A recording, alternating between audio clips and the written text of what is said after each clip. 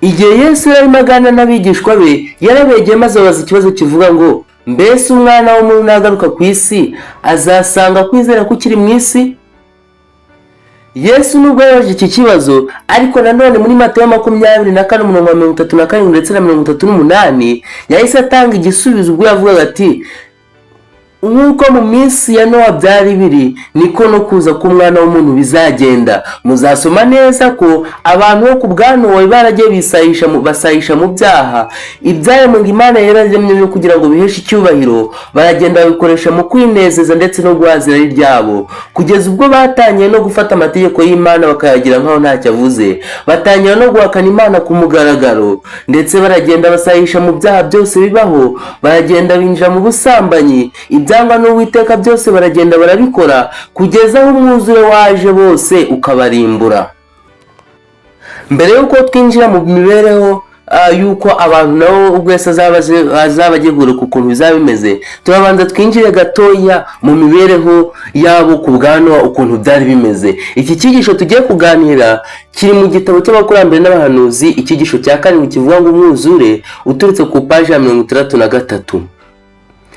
Muri iki gitabo banditse neza ko Imana yari yararemye ibintu byose ari byiza, nubwo umuntu yarakomeje kugenda yishyira mu cyaha, ariko mu gihe cyo kwa Nowa ibintu uko byari bikimeze neza, nubwo bitari bigifite natire nk'iya mbere, ariko byibuze ibintu byari bitangiye byari bitandukanye nuko twebwe ibintu by'ubu ngubu bimeze.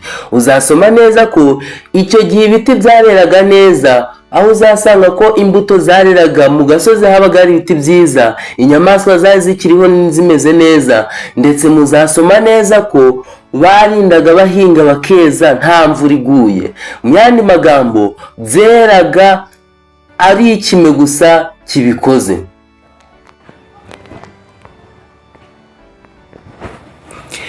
Imisozi yari ikiriho ibiti byiza by'inganzamarumbo bihunzeho imbuto nziza, ibibaya bigari bimeze nk'ubusitani byari bifite ubwatsi bwiza, kandi hatamaga impumuro y'uburabyo bw'amoko yose, ngo amatunda yeraga ku isi yaranyuranye kandi ntiyagiraga ingano. Nta giti kiriho ubu kinganya cyangwa kiri hafi yo kunganya n'iby'icyo gihe umutsimba, ubwiza cyangwa kugororoka. Imbaho zabyo zari nziza kuko zakomokaga mu ngemwe zatoranyijwe kandi zikomeye cyane nk'ibuye, ndetse zinaramba, ndetse ngo izahabu n'ifeza kandi ndetse n'andi mabuye y'agaciro byari byinshi cyane. N'abantu kandi bari bagifite imbaraga n'ibigango nk'iby'abakurambere babo, nyamara amasekuruza make yarahise uhereye igihe Adamu yaririye ku giti cyajyaga gutuma barama, kandi kubaho k'umuntu kwari kugipimirwa mu binyejana, mu gihe ubu ngubu usanga kubaho k'umuntu gupimirwa mu binyacumi, ariko icyo gihe abantu bari bakirama mu binyejana, aho wasangaga umuntu arama imyaka 200, 500 ndetse kuzamura. Birumvikana ko icyo gihe nubwo isi nayo yari imeze nabi, ariko yari itandukanye nuko isi ye ubu ngubu tuyibona. Baranditse ngo iyo abo bantu bari bafite ubuzima burama igihe kirekire mu mbaraga zabo zo kugira imigambi yo kuyihisha, zo kugira imigambi no kuyishyira mu bikorwa, birundura mu murimo w'Imana, baba baratumye izina ry'umuremyi wabo risingizwa ku isi, maze bakuzuza umugambi w'uwabahaye ubugingo. Ariko nyamara bananiwe kubikora. Hariho ibihangange byinshi, abantu b'igihagararo n'ibigango, ibirangiriye mu bwenge, inararibonye mu gukora imirimo yuzuye ubuhanga kandi y'agatangaza, nyamara ikidodo cyo kuba abirunduriye mu gukiranirwa cyagabanije ubumenyi n'ubwenge bwabo.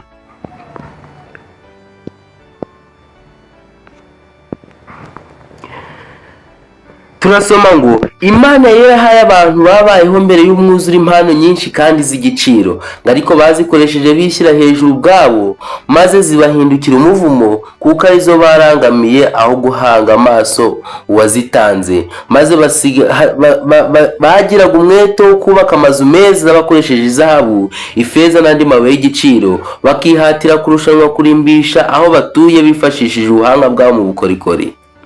bashakaga gusa kunezeza irari ry'ubwibone bw'imitima yabo, maze bahugira mu binezeza no mu gukora ibibi, kuko bari batakifuza kugira Imana mu bitekerezo byabo. Ntibyatinda batangira guhakana ko ibaho. Basengaga ibyaremwe mu mwanya w'Imana yabiremye, barataga ubwenge bwa kimuntu, bakaramya imirimo y'intoki zabo, maze bakigisha n'abana babo gupfukamira ibigirwamana. Mbega aho ubwoko bw'Imana bwari bugeze busayisha!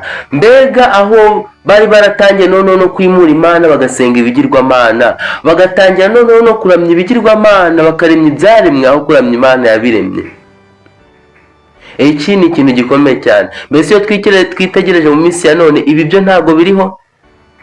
Ushobora kuba utarafashe ikigirwamana ngo ikibazo gitereke hariya, nyamara muri wowe hari ibindi bintu ushize imbere y'Imana kurusha gusenga Imana. Icyo nacyo ni ikigirwamana. Ngo maze abantu b'icyo gihe rero bakoresheje impano Imana yabahaye, maze birundura mu binezeza by'isi, batangira gukora ibishushanyo no kubisenga, bageraho bahakana ko Imana itakiriho, ndetse batangira no guhakana amategeko yayo, bavuga ko amategeko y'Imana ntacyo amaze. Impano Imana yabaye kugira ngo basingize Imana, ahubwo batangira kuzikoresha bagomera iyabahanze. Maze baragenda bakora ikintu gikomeye cyane, bashinga ibicaniro by'ibigirwamana byabo mu mirima no munsi y'ibiti by'intorera byari mu busitani. Baragiye bubakira Imana zabo ibicaniro munsi y'ibiti byiza cyane, maze batangira no kuzajya bazitambiraho ibitambo. Ngo abantu bimuye Imana mu bwenge bwabo, maze baramya ibishushanyo biremeye. Hanyuma ku iherezo barushaho guhinduka inkozi z'ibibi. Umunyezaburi yerekana uburyo kuramya ibishushanyo bigira ingaruka, agize ati ngo ababirema bazahwana nabyo n'ubyiringira wese.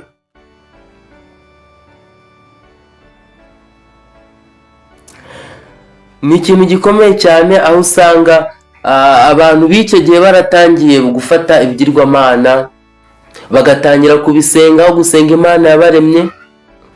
Batangira gusenga ibyaremwe mu cyimbo cyo gusenga Imana yabaremye.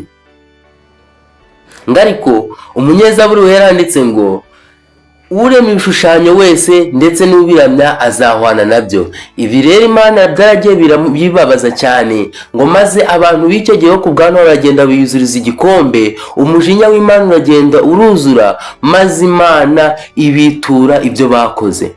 Muzasoma neza ko nubwo Imana igira urukundo, ariko ngo urukundo rw'Imana n'ubutabera bwayo biragendana, birangana. Nibyo abantu b'icyo gihe b'inararibonye ndetse n'abiyitaga abanyabwenge b'icyo gihe baragiye babwira abantu b'icyo gihe, bavuga ati iyaba Imana koko, Imana tuzi neza ko igira urukundo, ntishobora kurimbura abantu yiremeye.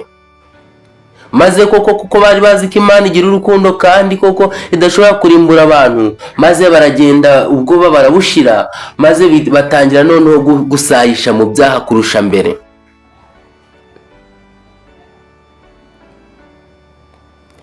Ngo ariko ibyo byose byaragiye byirundanya imbere y'Imana, maze Imana ibitura ibyo bayikoreye. Niko kuvuga ati nzarimbura abantu naremye mbatsembe mu isi. Imana yavuze ko Umwuka Wera atazakomeza kurwanya n'abanyabyaha, ngo niba bataretse kwandurisha isi n'ubutunzi bwayo ibyaha byabo, izabakura mu biremwa byayo, izarimbura ibintu yari yarabahaye ngo babere umugisha, izamaraho inyamaswa n'ibimera byatungaga abantu bakarengwa, kandi isi yari nziza izayihindura umusaka. Ariko nubwo abantu muri icyo gihe bose bari abanyabyaha, ariko muri icyo gihe hari umuhanuzi, hari abantu bari barakomeje kuguma ku budahemuka bwabo, bakomeza kwiringira Imana, bakomeza kugendana n'Imana. Muri abo ngabo uzasanga ko harimo Metusela, Nowa, ndetse Imana iragenda ihagurutsa umugaragu wayo Nowa, iramubwira ati genda ubwire abantu ko genda bubake inkuge, kuko nyuma nzarimbura abantu niremeye. Ariko nanone Nowa yagombaga gukora uwo murimo imyaka 120 yose. Iki cyari ikintu gikomeye cyane. Imyaka 120 Nowa yayimaze abwiriza abantu. Ngo kandi kubera ko icyo gihe nanone kuba Imana mu gutegura uko izarokora abantu bazayizera, nanone yategetse Nowa kubaka inkuge. Muzasoma neza ko kubaka inkuge bitari ibintu byoroshye cyane, kubera ko icyo gihe nta bikoresho bya tekinoloji byari biriho ngo basi arabaza imbaho mu buryo bworoshye. Byasabaga igihe kirekire ndetse bigasaba n'imbaraga nyinshi. Maze Nowa yaragiye agurisha ubutunzi bwe bwose abushora mu kubaka inkuge. Nowa, Imana yamubwiye igishushanyo mbonera cy'uko ubwato buzaba bwubatse, ngo maze Nowa aragenda ashyira mu bikorwa iby'Imana yamubwiye. Nowa iyo nkuge yayubatse imyaka 120. Mu ntangira muzasoma neza ko abantu batangiye kwizera ibyo Nowa yababwiraga kubera ubwoba, ngaruka uko igihe cyagendaga gishira, ndetse no kubera ko abantu bitwaga abahanga n'abanyabwenge bo bari baranze kwemera ibyo bintu, bavuga ko Imana idashobora kurimbura isi yaremye, maze ngo abantu baragenda bisubirira inyuma.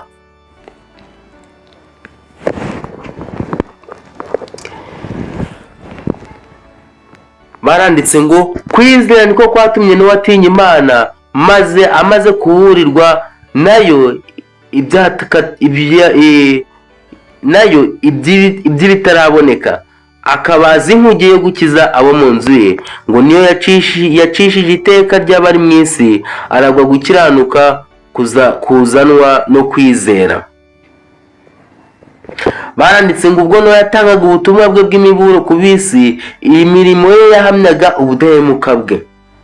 Ngo nuko rero kwizera kwe kwari gushyitse kandi kwarigaragazaga. Ngo abantu benshi babanje gusa naho bakiri ubwo butumwa bw'imiburo, ibiramambu ntibaragahinduka ngo basange Imana kandi bihane by'ukuri. Ngo igihe Nowa yavugaga ubwo butumwa, abantu benshi batangiye gusa naho bakiri ubutumwa, ariko kuko batari bahindukiye by'ukuri ngo bareke ibyaha byabo, igihe cyagiye gishira. Uko igihe cyagendaga gishira niko bagendaga bisubira mu byaha. Baranditse ngo ntibashakaga kureka ibyaha byabo mu bihe byabanjirije kuza k'umwuzure. Abantu barageragejwe maze bananirwa kwihanganira icyo kigeragezo.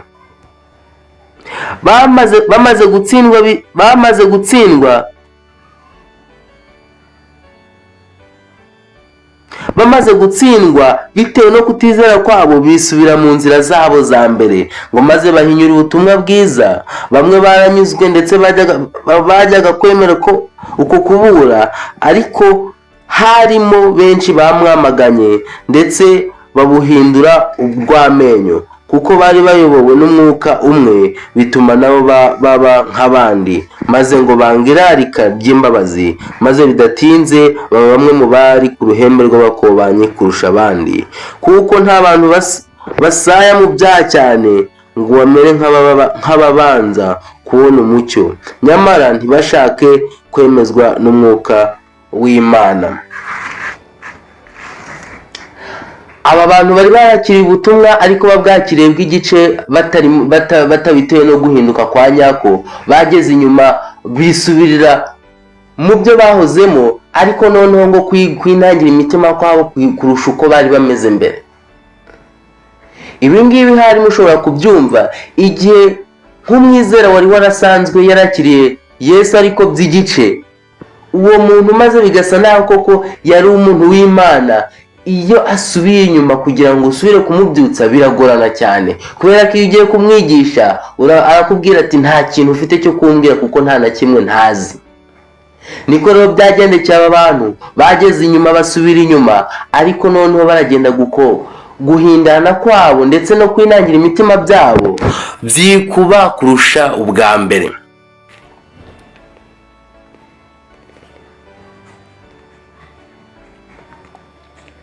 Ngo ntabwo ari umubare munini cyangwa ubwinshi bw'abantu bwari bubogamiye ku kuri. Isi yari irangariye mu ruhande rw'abanga ubutabera bw'Imana n'amategeko yayo, naho Nowa bakamubona nk'ufite ubwaka. Igihe Satani yashukaga Eva ngo agomere Imana, yaramubwiye ati ni ukuri rwose ntimuzapfa. Abantu bakomeye kandi bagenderaga mu nzira z'isi, abari abanyacyubahiro kandi b'abahanga baravugaga bati amagambo ateye ubwoba y'Imana agamije gukura abantu umutima, ariko ntabwo izagenzura ko yakurikijwe. Ntidukeneye kuburirwa ibyo bintu by'uko Imana izarimbura isi yaremye kandi ngo ihanane n'ibiremwa yiremeye ntibizabaho. Ni amahoro, ntimugire ubwoba. Nowa arakabya cyane. Abantu bafashe amagambo ya Nowa nk'ubusazi bw'umusaza w'umwaka, aho kwicisha bugufi ngo begure Imana imitima yabo, bakomeje kwigomeka no gukora ibibi, nk'aho Imana itigeze igira ikibabwira ibinyujije mu mugaragu wayo. Maze bidatinze, ubwo abantu bakomezaga gusahisha, bakomeza gusubira mu byaha, muzasoma neza ko imishinga yabo barayikomeje, ndetse batangira no gupanga iby'ahazaza mu rwego rwo kugira ngo berekane ko badafite ubwoba. Ariko Nowa yari ari mu kigeragezo nawe ubwe, ariko kwizera kwe ntikwigeze kunambuka. Nawe reba umuntu wahawe kubaka inkuge imyaka 120, ukavuka uri umwana muto ukazarinda ugeze imyaka 120. Cyari ikigeragezo gikomeye cyane. Rimwe na rimwe Nowa yajyaga kuba yashidikanya niba Imana ibyo yavuze bizasohora. Kubwira abantu b'icyo gihe ko imvura izagwa ntibyari kumvikana neza, kuko n'abasaza bari icyo gihe ntibari barigeze babona imvura igwa. Noneho bagakubitira bakababwira ko Imana izarimbura abantu ndetse n'isi yiremeye, bakabona ibyo bidashoboka kuko bari bazi neza ko Imana igira urukundo. Bityo ibyo byatumye basubira inyuma, maze bagomera Imana kurusha mbere. Ngo Nowa yakomeje kubabwira, buri uko yateraga umusumari yakomezaga kubabwira ijambo ry'Imana, ariko abantu ngo bagakomeza kumukwena, batuye umusaza arakabya. Imyaka 120 irangiye, Nowa yafashe umwanya avuga ijwi rye rya nyuma, abahendahendera kwinjira mu nkuge n'amaganya menshi, arababwira ati basi mwinjire mu nkuge. Ariko icyo gihe nanone abantu bakomeza kumukwena. Abanyabwenge b'icyo gihe bavugaga ko koko Imana iza gukora ibyo bintu yari kuzajya kubihishurira abantu bakomeye b'icyo gihe, nyamara ntibari bazi ko Imana ariyo yavugiye mu muhanuzi wayo Nowa.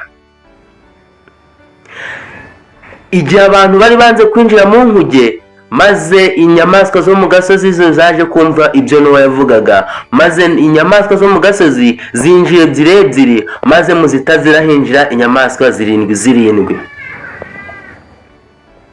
Ngo abantu ibyo byose barabibonye, ariko bakomeza kwinangira mu mutima, barakangarana cyane, ariko ntibahindukira ngo bavuge bati se ibi ni ibiki. Ngo abanyabwenge bo muri icyo gihe bananiwe gusobanura neza byari birimo kuba icyo gihe. Ngo ariko barongera bisubira mu byaha byabo, bakomeza kudamarara no kusayisha mu bibi.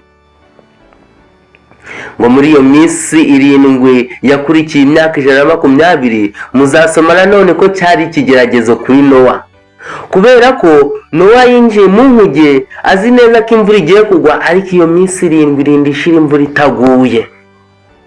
Ngo igihe abantu babonaga iyo minsi, muri iyo minsi Nowa yinjiye mu nkuge imvura itaguye, ngo maze baragiye bazenguruka iyo nkuge, batangira gukwena, barakwena cyane, ni nk'aho bakanateye n'amabuye kuri iyo nkuge, bavuga bati wa musaza urakabya. Maze muzasoma neza ko icyo gihe ngo isi yarushijeho kuryoha, kugeza ubwo yatangiye gusa nk'aho ari Edeni ya kera yanyazwe Adamu na Eva.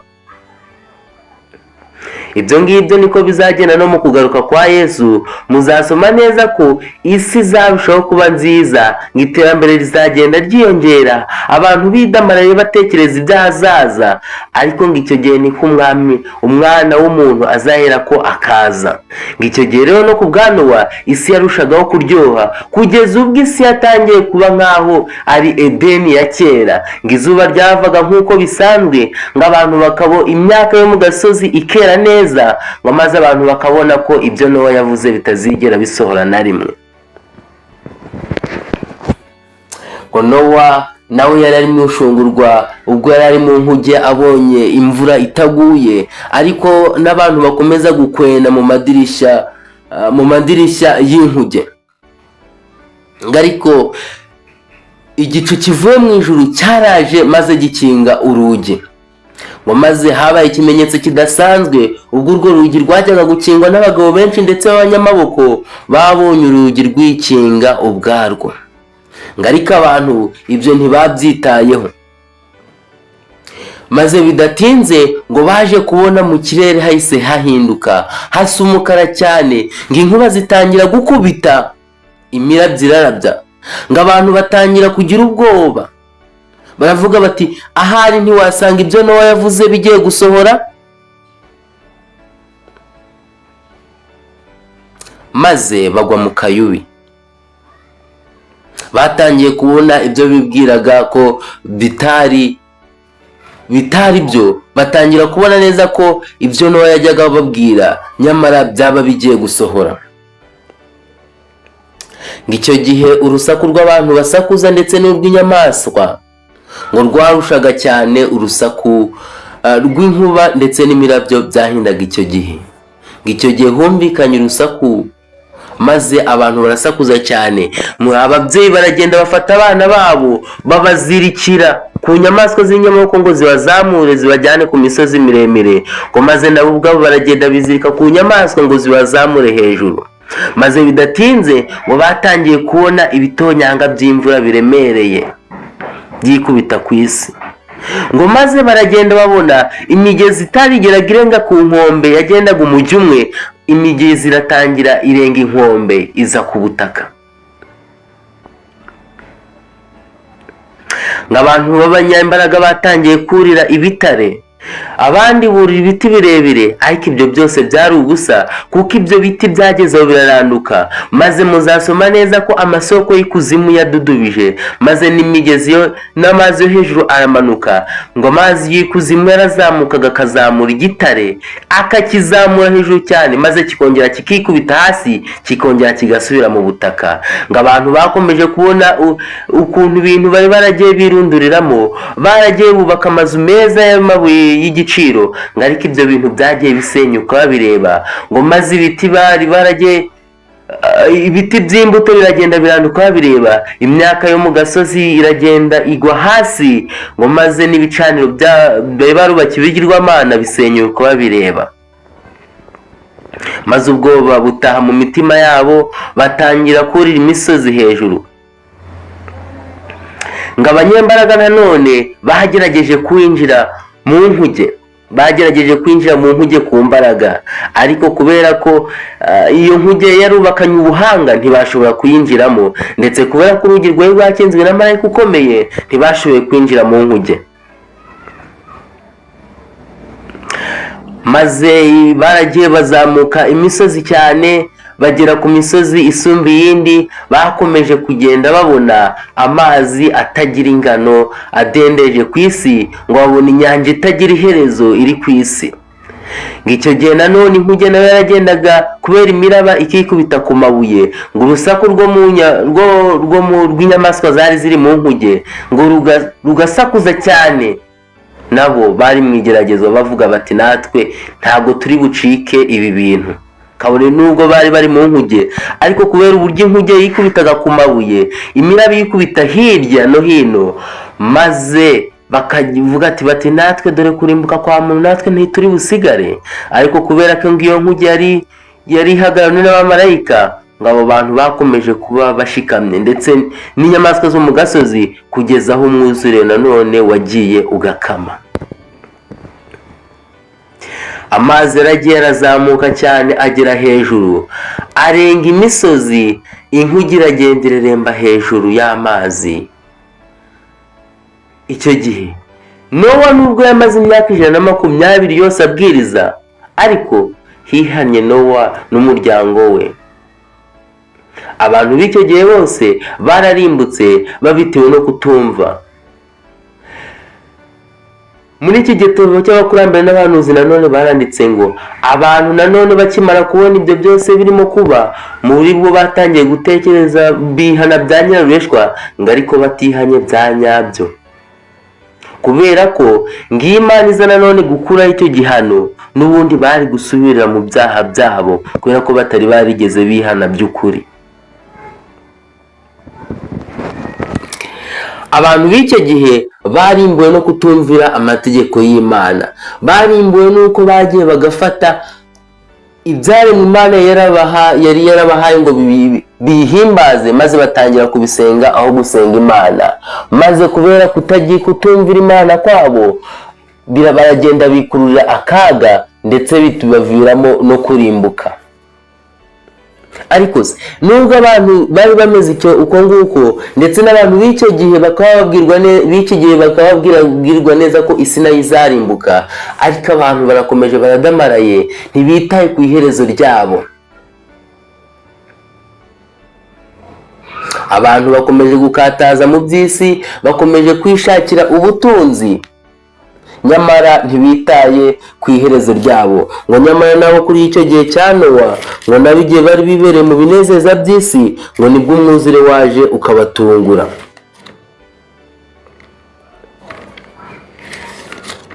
Turasoma isomo riri mu rwandiko rwa kabiri rwa Petero, urwandiko rwa kabiri rwa Petero, igice cya 3, turahera ku murongo wa 3.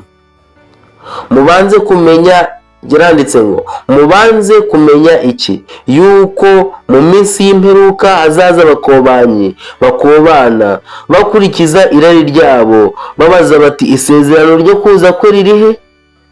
Kuhereye aho basogokuruza basinziriye byose bihora nk'uko byahoze, uhereye ku kuremwa kw'isi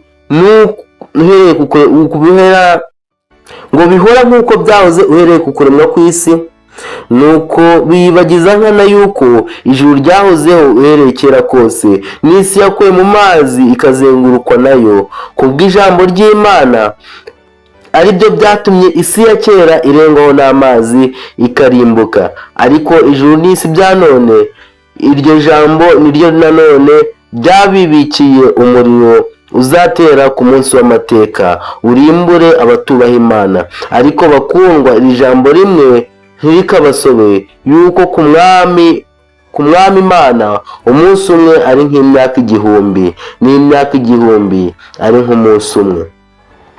ngo umwami Imana ntitinze isezerano ryayo nk'uko bamwe batekereza yuko iritinza, ahubwo itwihanganira idashaka ko hagira n'umwe urimbuka, ahubwo ishaka ko bose bihana.